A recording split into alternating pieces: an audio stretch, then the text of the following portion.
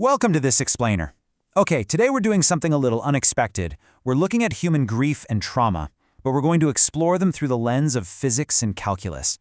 I know, applying hard math to a broken heart, it sounds kind of wild and maybe a bit abstract off the bat. But stick with me. As you'll see, taking these hard sciences and mapping them onto our emotional recovery is literally one of the most grounding, unhurried, and effective approaches to healing I've ever come across.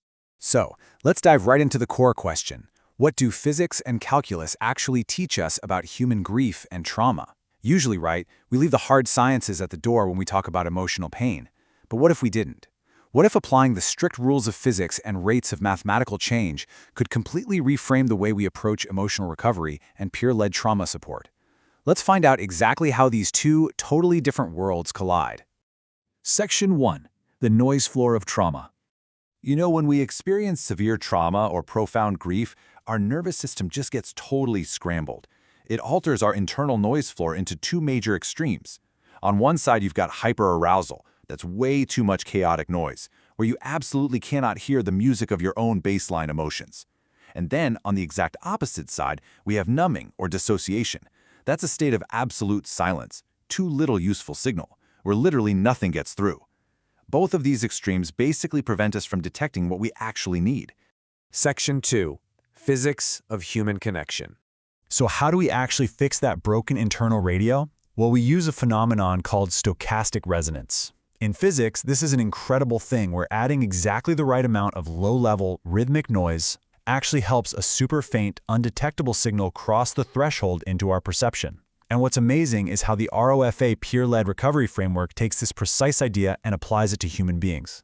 By adding gentle, rhythmic relational input to a conversation or a space, a facilitator can actually help a person's weak, buried signals of safety finally emerge.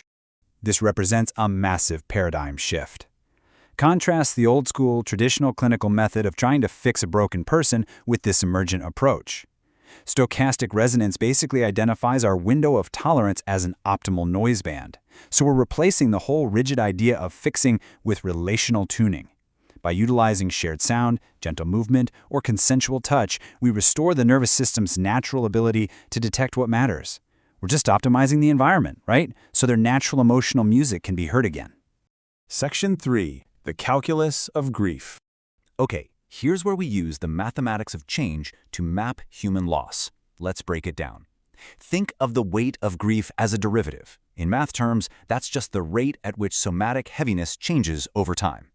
Next up, view the hollow of grief as an integral, basically the accumulated sum of all those small tunings you've survived over your entire life. By treating these emotions as dynamic, moving calculations, it fundamentally alters the healing process. It empowers the individual to actively notice the momentum of their recovery instead of just feeling crushed under a fixed burden. And that brings us to a beautifully simple question. Is the weight lighter than it was an hour ago? This derivative question perfectly shifts the focus. It moves us away from measuring the sheer, static size of a person's emotional burden and points us directly towards observing the actual rate of emotional change happening right now. And honestly, that is exactly where this mathematical vocabulary earns its keep in recovery. Then we have the genome. This represents the absolute longest wavelength in our grief calculus. We're talking about the deepest intergenerational patterns and echoes, the trauma that arrived before you even did. Now, keep in mind, these massive signals take the longest to process. The goal here isn't to magically tune them away in a single session. No way. The goal is simply to stop being the place where those patterns stay stuck. Section 4. The minimal viable signal. Now, imagine a 2 a.m. code blue crisis in an emergency shelter. Someone is just coming apart on a cot. Carrying 4 complex layers of calculus and Greek terminology into that room? Yeah, that's way too heavy. And honestly, totally impractical. That brings us to this vital realization. The elaborate document exists only to make the small act trustworthy.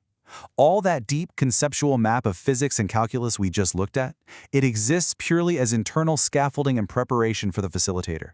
It is absolutely not meant to be dumped onto the trembling, overwhelmed person sitting right in front of you.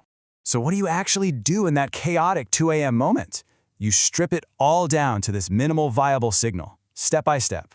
First, you begin 2 minutes of alternating bilateral tapping, just gentle, alternating shoulder taps. Then, you name one thing that hurts. Finally, you name one thing that's safe. And that's it. Those alternating taps act as bilateral stimulation for the nervous system, while the rhythm helps both the pain and the safety signals be heard simultaneously, all without flooding the person's noise floor. Section 5. Tuning the space between. You know, everything we've been discussing is really grounded in the ancient concept of wu wei. It's the practice of non-forcing. Think of it like building the riverbed, so the water never actually has to be told where to go. As a peer or a facilitator, you don't force a clinical outcome. You're not dragging a person to some desired emotional state. You simply use rhythm and presence to create a secure acoustic channel which allows their grief to just naturally flow where it needs to go.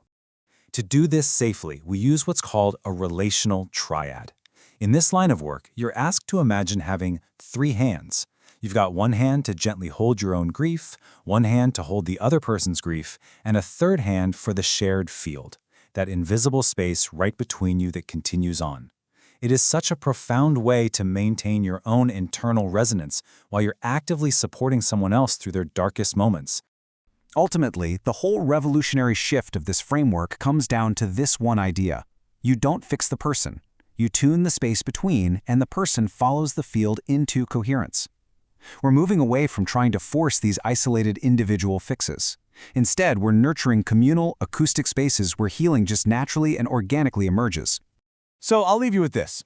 If the most profound healing truly happens in the space between us, how will you tune your rhythm for the next person you meet in pain?